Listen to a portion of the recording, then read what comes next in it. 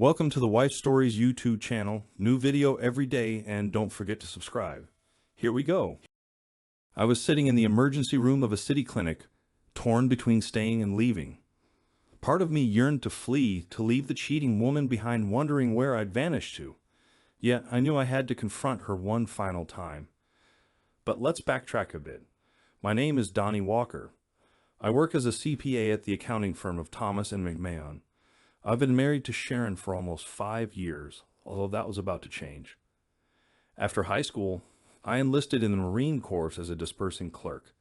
My job was to ensure our Marines got paid. It wasn't glamorous or exciting, but I loved working with numbers. Liars can figure, but figures don't lie. I found satisfaction in that aspect of my work. When my time in the Corps ended, I joined the reserves and completed my bachelor's degree in accounting. I'd started my education during my service, so it only took 3 years to finish and meet the state requirements for a CPA license. I met Sharon during my senior year of college. She was studying to become a paralegal, with hopes of becoming a lawyer eventually. We met, dated, and married the September after graduating from college. I began working at Thomas and McMahon, while she joined the law firm of Jackson and Associates, specializing in family law. Things seemed perfect for the first 4 years, or so I thought. Sharon understood my reserve commitments, 1 weekend a month and 2 weeks a year, and she was fine with it. Luckily, I never got deployed overseas during my time in the reserves, but there was always that possibility. Our life together during that period was amazing. We were deeply in love with each other, enjoying our cozy apartment and dreaming of buying a house and starting a family. Things started to unravel after our 4th wedding anniversary. Sharon began going out on Fridays after work with her friends to relax, or so she said. I didn't pay much attention initially, as I also occasionally spent time golfing with coworkers. Initially, she would return home by 7:30 or 8 o'clock p.m., but over time, her returns grew later and later. Once, she didn't return until 7 o'clock on the following day, claiming she stayed at a friend's place rather than drive home drunk. A call to her friend confirmed her story, and we retrieved her car from the bar. Though I couldn't prove otherwise, I was understandably upset.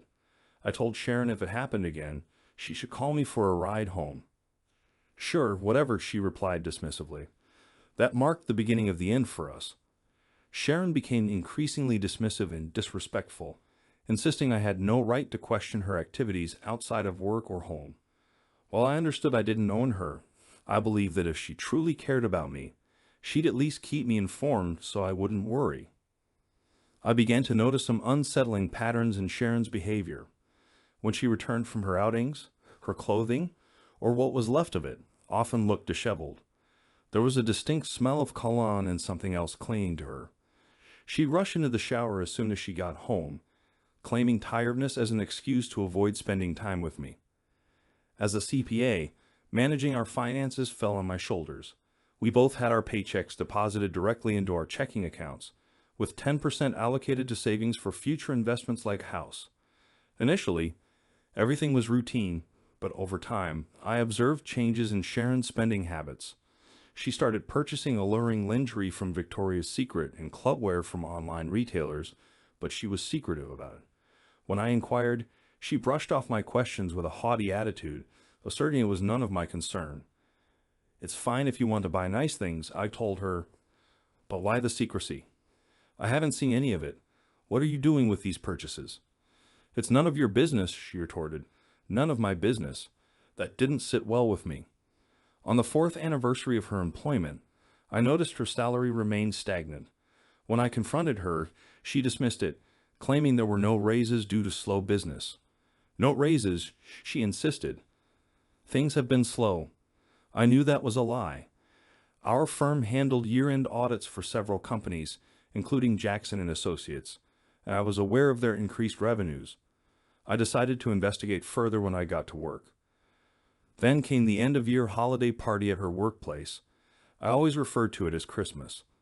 But her company decided to go the politically correct route and call it a holiday party instead. Whatever. Initially, Sharon tried to talk me out of attending, which set off warning bells. I know you don't enjoy being around my coworkers, so why not just stay home this year? She suggested. You really don't want to be around a bunch of stuffy old lawyers. Maybe I just want to spend the evening with you, I replied. She sighed and shrugged. Well, okay, if you insist, she relented. But I plan to socialize with my colleagues, and I can't have you clinging to me all night. What? What do you mean, socialize with your colleagues? I asked. Don't you see them every day at work and during your evenings out? Well, I might get asked to dance with some of them, she explained. Okay, I said. Do you have room on your dance card for your husband? She rolled her eyes and sighed again. I guess I can fit you in somewhere, she said. Well, don't go out of your way, I replied. We attended the party and I hardly saw her the entire evening. She introduced me to a few of her co-workers as her pencil-pushing ball and chain, and dashed off to dance with one man after another. Her co-workers looked at me with pity, and hardly anyone spoke to me. I never got a chance to dance with her, and I noticed that she left the party more than once, returning after a while with some guy. If I didn't know any better, I could have sworn she was involved with one or more of them. Okay, I'm ready to go, she finally slurred, her words muddled. Clearly she had had a few too many drinks, her clothing and makeup disheveled. I grunted and made my way to the car. She followed, attempting to kiss me when she got in, but I gently pushed her away, noticing the unpleasant odor of her breath. What's wrong? She asked. Your breath stinks, I replied. What have you been drinking? She giggled. Wouldn't you like to know? She teased. I couldn't help but notice that you didn't even spare a dance for your husband, but spent the whole night with everyone else, I pointed out. Yeah, so what? She retorted, growing irritated. I also noticed you were frequently absent, I continued. Where did you disappear to? She laughed. That's none of your business, she dismissed. We remained silent for the rest of the trip home. Naturally, nothing happened between us that night. Sharon attempted to make amends for her behavior during the rest of the holiday, but I could sense things weren't the same as they used to be. After the holiday season, Sharon went back to being the bitch. Our married life went from several times a week to maybe once a week. If that, she was spending more and more time with the girls, and her attitude towards me was only getting worse. A couple of weeks after the holiday party, I had a conversation with Hubert Scott, the accountant in charge of the annual review at Jackson & Associates. I learned that everyone in the firm had received a significant bonus and a substantial pay increase. For instance, Sharon had received a 30% salary hike and a $10,000 bonus. However, none of that money had been deposited into our account. What on earth was she doing with it? I considered asking her directly, but I decided against it. Given her attitude, I figured she would just lie and turn it into an argument. So instead, I asked Hubert to look into it and promised to get back to me. He assured me he would and asked for a couple of days. 2 days later, things took a turn for the worse. Hubert came by my office and shared some of his findings.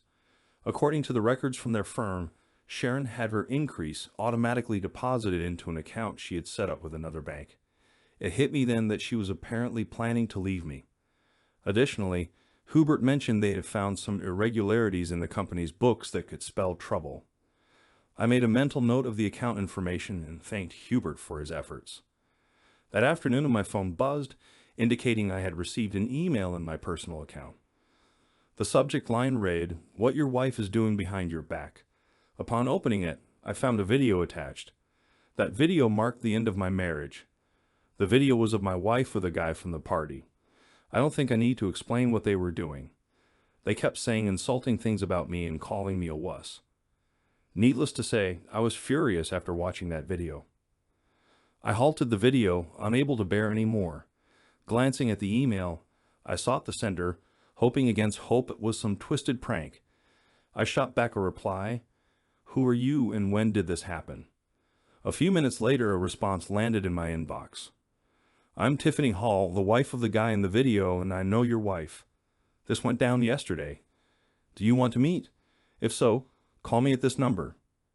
Of course, I was eager to meet. My mind buzzed with a million questions. How long had this affair been happening? This video shed light on so much of the tension between us over the past few months. I scribbled down her number and dialed. "Hello," a voice answered. "Is this Mr. Walker?" "Yes," I replied, Please call me Donnie. Is this Tiffany? I asked. It is, she confirmed. I assume you've seen the video. Bits of it, I admitted. I want to meet and get to the bottom of this. All right, she agreed. Let's meet at the Starbucks around the corner from your office. 20 minutes. I'll be there, I assured her before ending the call. I shut down my workstation, informing my secretary that I'd be out for a while. It only took me 10 minutes to reach Starbucks, so I ordered a coffee and waited. Shortly after, an attractive woman walked in. She scanned the shop, and when our eyes met, she approached. I invited her to sit, offering to buy her a coffee after we introduced ourselves. After getting her order, she retrieved a manila envelope from her large handbag and handed it to me. Here's everything you need to know, she said, gesturing toward the contents. Peering inside, I found photographs alongside a report compiled by a private investigator and a flash drive. The drive holds videos, additional photos, and a digital version of the report. I'm sorry you had to find out about their affair like this. How long has this been happening? I asked, my heart sinking. At least 4 months, from what I've gathered, she replied. Possibly longer. She's been involved with others at her firm, too. It's all in the report. Just out of curiosity, why are you telling me all of this? I inquired. Because I plan to name your wife in my divorce, and that impacts you, she explained. Plus, I thought you should know, in case you hadn't already figured it out. I've had my suspicions for a while, but I lacked concrete proof, I admitted. So, what's your next move? I've already made it clear to Gerald that if I caught him cheating again, I'd divorce him, she revealed. Like you, I've suspected for some time, but without evidence. I caught him once before, but he warned me that if I left, his firm would ruin me. You're familiar with their reputation, right? I've heard Sharon talk about how they tend to destroy spouses they go up against, I said. Their motto is, win, no matter what, she declared, by any means necessary. So you're going through with it this time, I remarked. She nodded firmly. I am, she affirmed. Now that I have concrete evidence of his infidelity, I nodded in understanding. So what do you need from me? I inquired. Nothing, she replied. I just want to do what's right. Not even a bit of revenge? I probed. Nope, she said, shaking her head. No offense. You're a great guy, but I won't risk messing this up until it's done. I nodded in agreement. No offense taken, I assured her. I completely understand. In fact, she added, I think it's best if we don't see or talk to each other until it's all over. That makes sense, I conceded. Thank you for sharing this with me. As she prepared to leave, I stood up. You're welcome, Donnie. Again, I'm sorry, she apologized. She reached into her purse and handed me a business card. This is my attorney's information. She's a real shark, and she's expecting your call. I accepted the card with gratitude.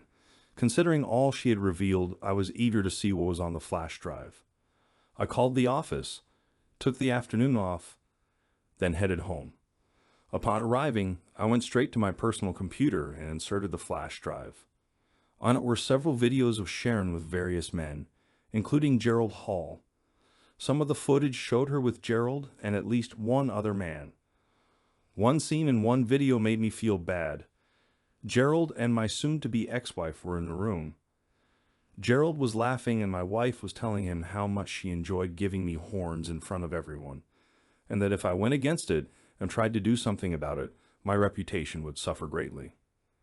I couldn't fathom that this was the woman I once loved. Unbeknownst to her, she had just ignited a battle, and I vowed to give her a fight she wouldn't even comprehend. After reading the private investigator's report, it became clear that Sharon regularly renders vows with her lovers, often at the downtown Marriott Hotel, at least once a week. Additionally, they always spent at least one weekend a month together. Last month's report revealed that Gerald had spent an entire weekend with Sharon at my own home. Glancing at my schedule, I realized those were the weekends I was on reserve drill duty. With some time before Sharon's return, I checked my watch and decided to act. I pulled out the card Tiffany had given me and dialed the number. Law Offices of Rebecca Taylor, the receptionist answered. I introduced myself and scheduled an appointment to see Rebecca the following morning. After that call, I logged into our bank account and began the familiar ritual of preparing for divorce. I paid off and canceled our joint credit cards, then opened a new account in my name only. Half of our money was swiftly transferred into that account. I headed to my gun safe and retrieved my .45 caliber and 1911 still securely holstered. After grabbing a fully loaded magazine, I inserted it into the pistol grip and fastened the holster to my belt. Living in a state that mandates a permit for carrying a pistol, I made sure mine was up to date. Although I also possessed a concealed carry permit, I rarely utilized it. However, after overhearing Sharon with her despicable lover, I wasn't willing to take any unnecessary risks. Entering what was once our bedroom, I collected a suitcase and an overnight bag. Her clothes were carelessly tossed into the suitcase, and her toiletries were packed into the overnight bag. I didn't bother with any precision in packing her things, setting the luggage by the door without much thought. As I sat at my computer, Sharon arrived home. I activated the camera on my phone, always kept conveniently in my shirt pocket. The phone was tall enough that its camera lens peeked out over my pocket. She appeared surprised to find me home before her. "Donnie, what are you doing home so early?" she inquired, entering the bedroom, which now served as my office space. "I had some things to take care of," I replied casually, and then her gaze fell upon the pistol on my hip. "Why are you wearing that?" she inquired. "For self-protection," I stated. "By the way, I have something to show you." "Oh," she responded. "What is it?"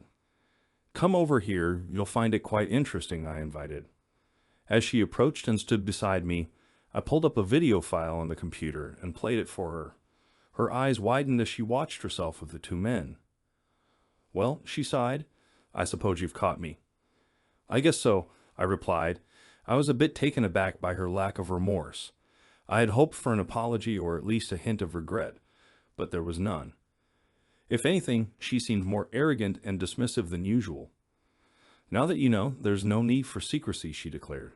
"I'll be bringing Gerald by the house from time to time, and yes, he'll be staying the night. In my bed. It's a shame, really. I had hoped to keep this from you a bit longer, but I see no point in waiting." "You're out of your mind, Sharon," I snapped. My tone was sharper than she'd ever heard from me, and she visibly recoiled. "In fact, you're going to pack your things and leave right now." "What are you going to file for divorce?" she retorted. "Because if you do, it'll be the biggest mistake of your life." "Really?" I challenged. "Why? Are you and your cronies going to concoct more lies about me, like you did with the others?" "So, that's your plan," I asked, "to force me into being your cuckold by fabricating lies you know are false?" "Why not?" she retorted. "We've done it before. I'll leave for now, but you better think long and hard. You have 48 hours to reconsider. Either comply or face public humiliation." "Wait," I said, reaching for her hand. "What?" she questioned. I swiftly removed her rings and snatched her keys from her purse. "What are you doing?" she demanded as I extracted the house key. I tossed her purse back to her. "Get out," I commanded. "I've already packed some of your belongings. Now go." She glanced at the luggage by the door and then back at me. "Come on, Donnie. Don't do this," she pleaded. "Oh," I insisted. She picked up the luggage and left. I stopped the video on my phone and reviewed it to ensure I captured the entire confrontation. I had. Good. I would make sure Rebecca saw this tomorrow. I sent the video to my email so I could access it on my PC. From there, I forwarded it to her parents, her sister, and my own parents. I wanted them all to witness what Sharon had become, and I refused to let her portray me as the villain in this situation. The rest of the night was spent drinking beer and watching TV. After a somewhat restless night, I called into work and took a couple of vacation days. I explained the situation to my boss, and he completely understood. "Just take care of what you need to and come back as soon as you can," he advised. "Thanks, boss," I said, ending the call. After a shower, I dressed and prepared to meet Rebecca, ensuring I had everything I needed. Rebecca's no-nonsense demeanor impressed me. She examined everything I had brought and simply shook her head. "Donnie, this is unbelievable," she remarked. "I've heard rumors about Jackson and Associates for years, but I never had anything concrete. If what she's saying is true, we're looking at serious criminal charges." "So what's our move?" I asked. "Well, I'll file for divorce on the grounds of adultery and push for a 70-30 split with no support. We'll give her the standard 30 days to respond, during which we'll demand a full financial report. Meanwhile, I'll work on obtaining a subpoena for her banking records. If she attempts to conceal accounts, we can consider charges of perjury. Considering her threats in the video, I'll also pursue a restraining order covering you, your home, and your workplace," she added. "As for the other matters, I'll contact the state bar and the local DA. This appears to be extortion. We'll see where that leads. Meanwhile, you keep your distance. No confrontations, no communication with her or her associates. Understand?" she instructed. I nodded in agreement. "Got it," I affirmed. "Good," she replied. "I'll start the paperwork and have her served at her workplace within the next day or two. You can reach me on my personal cell if needed, but don't overdo it." She handed me her card. "Thanks, Rebecca," I said, shaking her hand. That day, I received 3 phone calls. The first was from my mother. "Donnie, I'm so sorry about all this. Are you all right?" she asked when I picked up. "I will be, Mom." "Thanks," I assured her. "I saw a lawyer today, and she's handling it." "Well, you let us know if there's anything you need, Donnie," she said. "We love you." "I love you too, Mom," I replied. The next call was from Sharon's parents, who seemed to have difficulty grasping the situation. "Donnie, what the hell is this?" her father demanded. "What did you do?" "What did I do?" I exclaimed. "Besides loving Sharon with all my heart, nothing." "Did you hear what she said?" "Yeah, I heard it," her father acknowledged. "But I can't believe she'd do something like that without provocation. Can't you just work through this?" "No, Dad, I can't," I stated firmly. "I've already consulted a lawyer on filing for divorce." "I'm sorry, son," he finally said. "This just doesn't make sense to me." Her sister also called, and she was furious. "What the hell is going on, Donnie?" she demanded. "What did you do?" "I didn't do a damn thing," I retorted. "It's your sister who's lost it, not me." "I don't believe it," she insisted. "My sister would never do something like this." "Believe what you want. I don't care," I snapped. "I'm just informing you why I'm divorcing her. You can take it up with her." With that, I ended the call, seething. I fired up my computer and checked my email. In my inbox was a message with the subject, "I know what you've done." The sender was from Sharon's firm. The email looked suspicious, like one of those fake messages that end up in the spam folder. "I know what you have been doing, and I have video footage of you doing illegal acts to minors," the letter read. "You have a 24-hour window to halt any divorce proceedings, and our records will be purged upon receipt of a cashier's check for $100,000. Failure to comply will result in the dissemination of said records to authorities, your family, your Marine Corps Reserve superiors, and your workplace. If you accept, respond with agreed to delay further action." The email was unsigned, and despite scrutinizing the header, I found no clues. It wasn't my fort, so I called Julian Baker, our company's IT security expert. "Julian, I need a favor," I said. "Sure thing, Donnie," he replied. "What's going on?" "It's sensitive," I cautioned. "Can you keep it confidential?" "For you always," Julian assured. "I received an email that seems to be from my wife's law firm, but I'm not certain," I explained. "Could you take a look and let me know?" Of course, Julian agreed. "Forward it to me. I'll check it out." "Thanks," I said, ending the call and sending the email to Julian. The wait felt interminable. About 30 minutes later, Julian called back. "What did you find?" I asked anxiously. "Well," Julian began, "it definitely originated from Jackson and Associates network.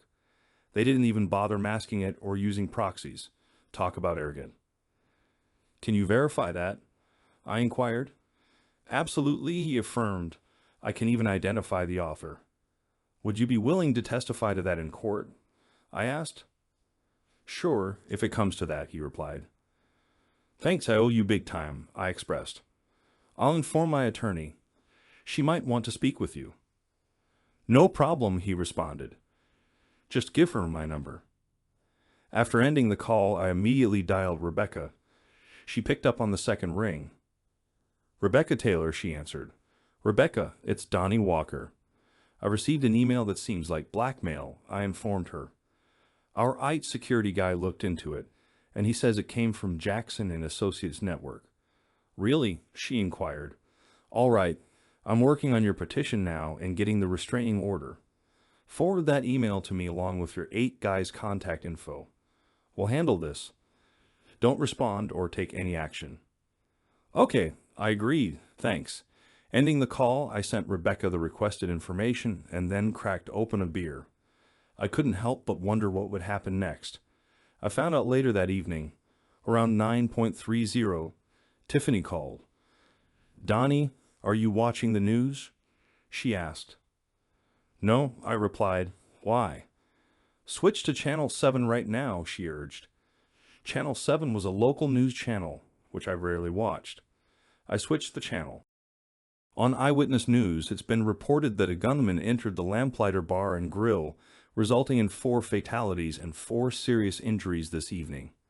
According to the news announcer, the gunman used an AR-15 style weapon equipped with a bump stock. Eyewitnesses at the scene reported that the gunman was confronted and shot dead by another patron armed with a pistol. The motive behind the shooting remains unclear, the announcer added. The scene shifted to a reporter interviewing a witness. It was chaotic, the witness said. This guy stormed into the bar, went straight to a table where some people were seated, and started accusing them of ruining his life with lies. He was shouting things like, "You're all going to pay for destroying me with your lies." Then he pulled out a rifle and started firing. He managed to get off several rounds before another guy shot him in the back with a pistol. Everyone was scrambling to get out. Returning to the news announcer, it was stated, names of the victims are being withheld until their next of kin are notified, but police have revealed that they were all employees of the law firm Jackson and Associates. The gunman has been identified as Louis Mitchell, who went through a contentious divorce in which he was accused of misconduct toward minors.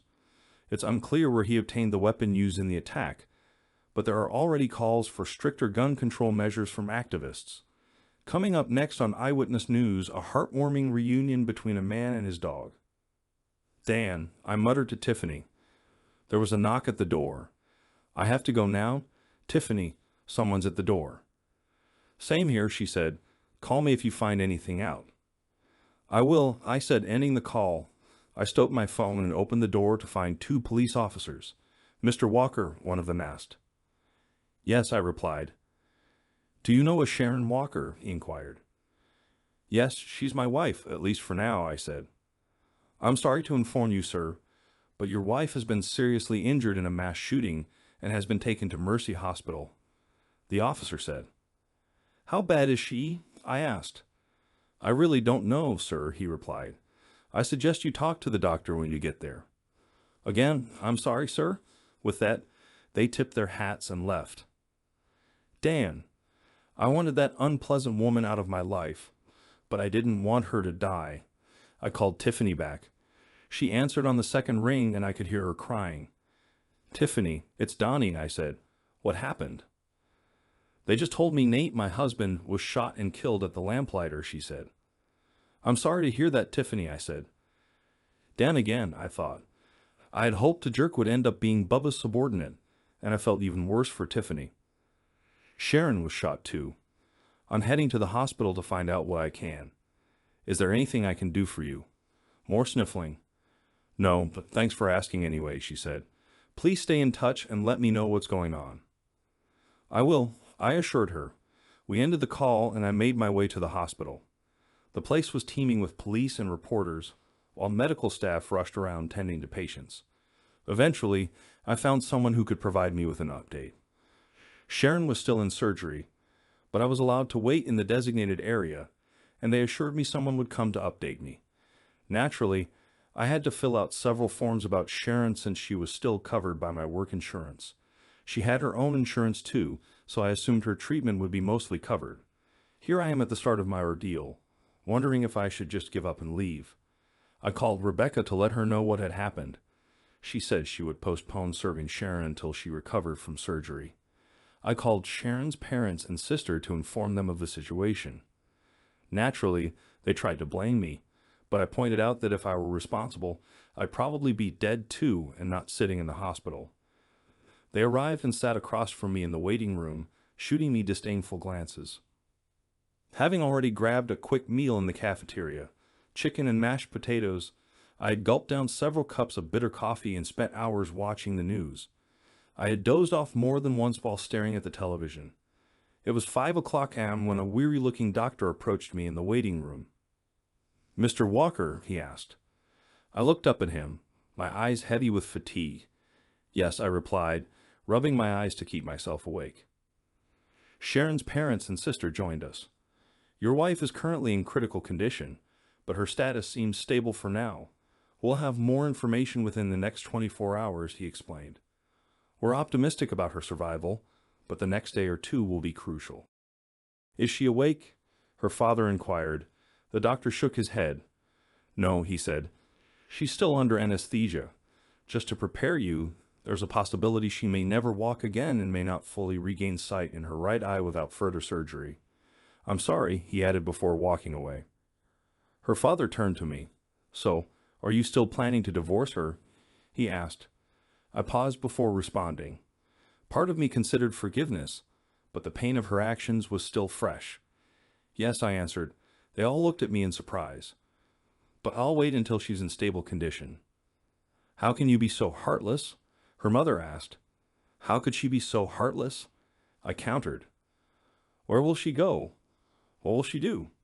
Sharon's mother pressed. "If I'm right, that won't be much of an issue," I replied. "What do you mean?" her father asked. I didn't want to reveal too much or speak out of turn. "We'll see," I said. "I'm going home, but I'll be back." With that, I left them standing there and returned home, where I took a shower and collapsed into bed. The following day, news of the shooting had spread nationwide. Scores of men came forward, revealing they too had been targeted for extortion by the law firm, accused of crimes they never committed. Their stories echoed each other eerily, each receiving threats to expose non-existent heinous acts unless they paid hefty sums. Consequently, many lives were shattered. State authorities intervened, arresting several lawyers from the firm and forcing its closure. A massive class-action lawsuit was filed against the firm and its partners, seeking millions in damages in addition to criminal charges. 3 days after the shooting, I received news from the hospital that Sharon had regained consciousness and was asking for me. I promptly informed Rebecca, who arranged for 2 men to meet me there. One of them, she mentioned, was the process server. I called Sharon's parents and learned that one of them had been keeping vigil by her side since her surgery. In the hallway outside Sharon's room, I met the process server and another man, Detective Clark. Together, we entered Sharon's room, where she sat in bed with her mother in a chair nearby, her face filled with questions. "Sharon Walker?" the process server inquired.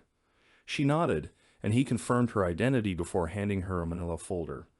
"You've been served," he declared before leaving the room. Detective Clark remained standing, looking down at her with a solemn shake of his head. "Do you understand that extortion and conspiracy to commit extortion are felonies in this state?" Detective Clark questioned. Sharon lowered her gaze, nodding weakly. "Yes," she murmured, her voice trembling. "And you're aware that in this state, each act of extortion carries a penalty of up to 15 years in prison and a $10,000 fine?" he pressed. Once more, Sharon nodded. He handed her a printed copy of the email I had received. "Does this ring a bell?" he inquired. Sharon looked defeated. "It should. It was composed and sent from your computer, under your login, along with about 75 others. We found them all in your sent items folder. I'm no mathematician, but 76 times 15 years comes out to about 1,140 years, and you're looking at roughly a $760,000 fine. In short, you're in deep trouble. You know I have to arrest you. The DA is pushing for a life sentence with all the charges against you, but if you cooperate, maybe I can negotiate a deal. What do you say?" Again, Sharon nodded. Okay, she whispered. All right, he replied. I'll give you a few minutes alone with your husband and family, but I'll be back. With that, Detective Clark looked at me, placed a hand on my shoulder, and left the room. I stared down at my soon-to-be ex-wife. Tears streamed down her face. You really wrote this? To your own husband?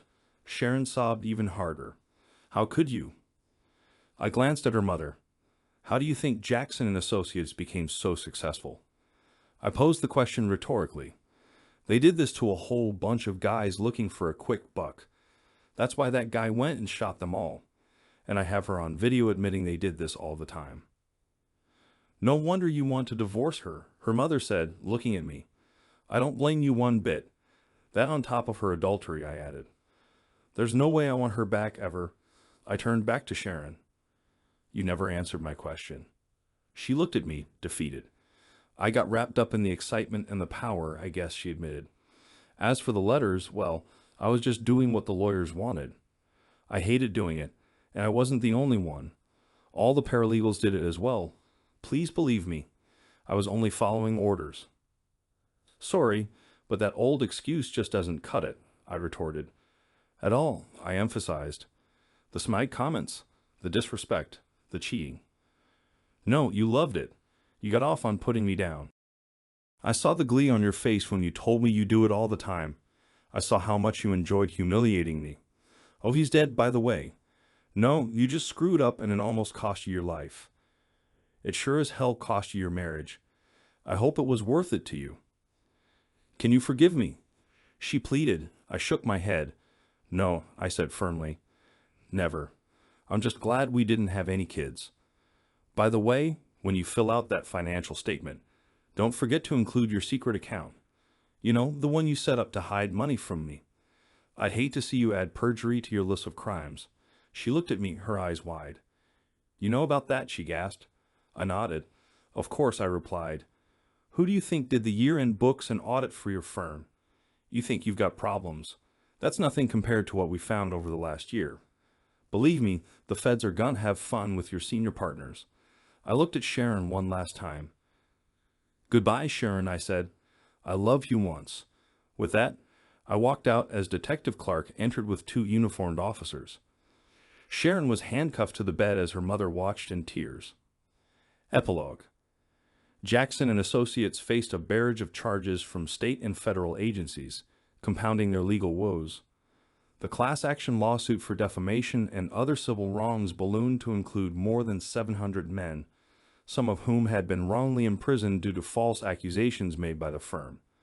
Eventually, the court ordered the firm and its senior partners to pay over $2.5 billion in fines, fees, and restitution, with the bulk going to attorneys and taxes.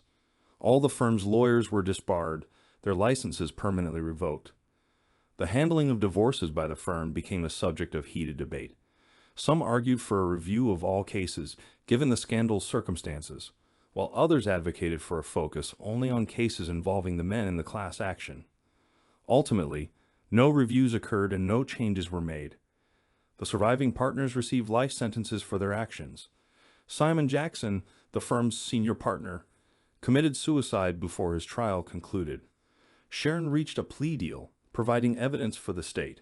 The judge sentenced her to 20 years in prison, with parole eligibility in 10. Upon release, she was a mere shadow of herself, bearing scars, blindness in one eye, and mobility issues from the shooting. She moved in with her parents and relied on welfare after her savings depleted. Last known, she was writing a blog on the perils of infidelity. Sharon's betrayal left me reeling. For a while, I withdrew from the world, cautiously dipping into the dating pool only occasionally. Trust issues loomed large, especially with women. 3 years post-divorce, I met Emily, a former Marine who worked as a dispersing clerk. She was a bit younger than me and had recently lost her husband to a sudden heart attack. We went on several dates before I felt ready to open up about my past marriage. Emily listened attentively as I recounted the painful details. When I finished, she simply nodded. That makes sense, she said quietly. I know it wasn't easy for you to share all that, but I'm glad you did. Not all women are like Sharon. Like you, I believe in the Marine Corps motto, Semper Fidelis, and if you give me a chance, I'll prove it. And she did, over and over in myriad ways, and she continues to do so even after all these years. I eventually retired from the reserves as a master surgeon and started collecting my retirement benefits at 55. Emily and I have plans to travel the country in an RV we purchased with some of the money I received from the class action against the firm. As Emily assures me, she intends to make me the happiest man alive. I believe her, and that's all I need.